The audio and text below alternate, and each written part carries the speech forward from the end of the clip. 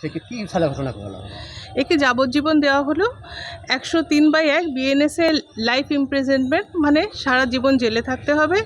স্ত্রীর সম্পত্তি না পেয়ে নৃশংস হত্যা, অভিযুক্ত হায়দার শেখের যাবজ্জীবন কারাদণ্ড।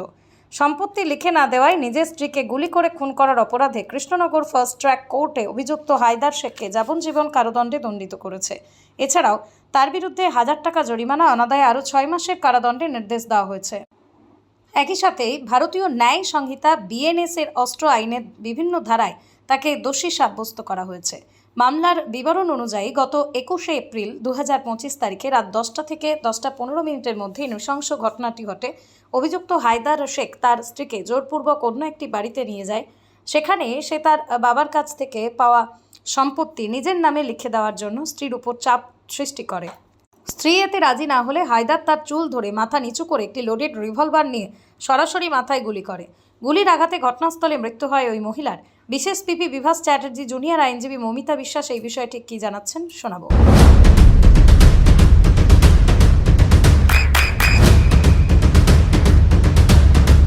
বৃষ্টিতে স্বস্তি।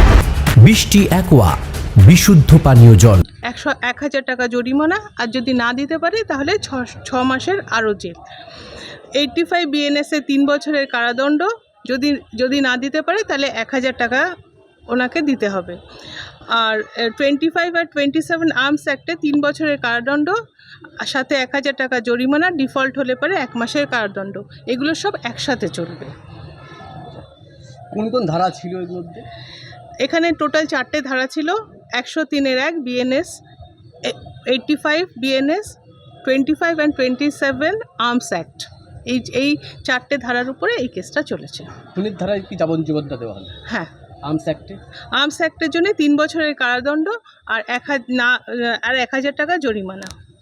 আপনার নামেও পরিচয়? আমার নাম অ্যাডভোকেট মৌমিতা বিশ্বাস। আমি learned special PP Bibhas Chatterjee, ওনার জুনিয়র। কোন এজলাসে হলো জজের নাম? কোর্টে হয়েছে, এটা কৃষ্ণনগর ফার্স্ট ট্র্যাক কোর্ট। 21/7/2025 তারিখে রাত্রিবেলা 10:15 নাগাদ এই সময় এই ভিকটিম মানে হচ্ছে এই আসামির নিজের ওয়াইফ, তাকে তাড়া করে তার আরেকটা বাড়ি আছে সেখানে নিয়ে যায়। তার দাদারা ওখানে ছিলেন, তারা শোবে বলে রেডি হচ্ছিলেন, আর ওখানে একটা বাল্ব লাগানো ছিল, বাল্বটা এলইডি বাল্ব, যেটা 4 ঘন্টা পর্যন্ত চার্জ থাকে। তো ওই সময় ওখানে ওই বাল্বের আলোয় উনি পুরো ঘটনাটা দেখেন। ওনাকে তেড়ে যায়, মেয়েটিকে, নিজের ওয়াইফকে। প্রথমে বলে যে তোমার যে সম্পত্তি তুমি বাবার থেকে পেয়েছো সেটা আমাকে লিখে দাও। তো ভদ্রমহিলা রাজি হয়নি। তারপর ভদ্রমহিলাকে তুই আমায় দিবি না, দেখ তোর কী হয় বলে ওকে গুলি করে। হাতে রিভলভার ছিল ওনার লোডেড, এবং ভদ্রমহিলার মাথার খুলির একদিক থেকে হয়ে আরেক দিক দিয়ে বেরিয়ে গিয়ে গুলিটা একটা জায়গায় গিয়ে দেওয়ালে আটকে পড়ে যায়। পরবর্তীকালে ওই ওয়ান অফ দ্য আইউটনেসের কমপ্লেনের বেসিসে কেস স্টার্ট হয়, এবং আইও আমাদের প্রেজেন্ট দাঁড়িয়ে আছেন, উনি ইনভেস্টিগেশন করেন, এবং তারপর ইনভেস্টিগেশনের পর চার্জশিট জমা পড়ে। এবং এই বছর জানুয়ারি মাসে আমাদের 14 তারিখ থেকে ট্রায়াল শুরু হয়, এবং 6 মাসের মধ্যে পুরো মামলাটা শেষ হলো। 14 জন সাক্ষীকে আমরা এক্সামিন করেছি। ফরেনসিক এভিডেন্স ছিল গুলির প্রজেক্টাইলটা এমনভাবে গেছিলো যাতে আমাদের ওই মামলাটাকে দাঁড় করাতে, মানে ও চুলটির মুঠিটা ধরে মাথাটাকে নিচু করে গুলিটা করে, এবং যে প্রজেক্টাইলের যে মুভমেন্টটা সেটা গিয়ে একদম দেয়ালের নিচে এক জায়গায় গর্ত করে। ওই এভিডেন্সটা ফরেনসিক অফিসার পিও ভিজিট করে আমাদেরকে দিয়েছিলেন। আর সমস্ত এভিডেন্স আমাদের সামনে ছিল, ওদের ভিকটিম এবং উইটনেসদের এবং অ্যাকিউজদের ডিকোডের টাওয়ার লোকেশন ছিল, এবং সেখান থেকে আমরা কেসটা দাঁড় করাতে পেরেছি। 14 জন সাক্ষীকে আমরা এক্সামিন করেছি।